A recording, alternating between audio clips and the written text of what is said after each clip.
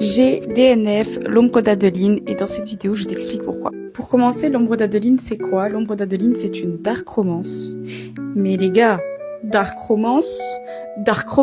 Et c'est pour le début, alors j'ai lu jusqu'à la moitié à peu près, et c'est pour tout le début de l'ombre d'Adeline que j'ai DNF. Dans cette histoire, on va suivre Adeline, qui est une autrice et qui est connue pour ses livres, et de Zad, il me semble, qui est son ombre, son harceleur.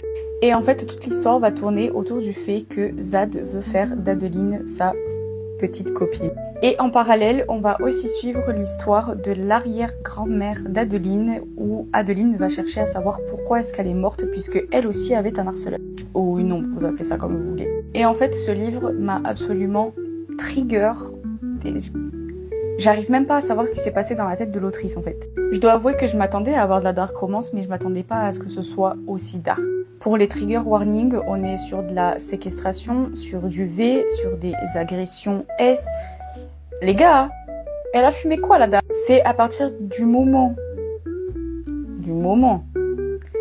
où il y a eu leur première rencontre et où il s'est passé ça, que je me suis dit que c'était pas un livre pour moi. Quand j'ai lu Captive qui est aussi une dark romance, mais pas aussi que ça.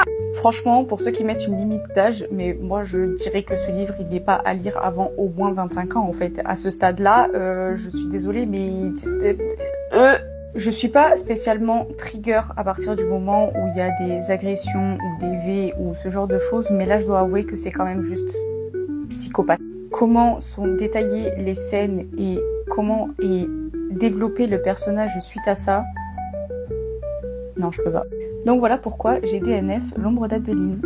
Bisous!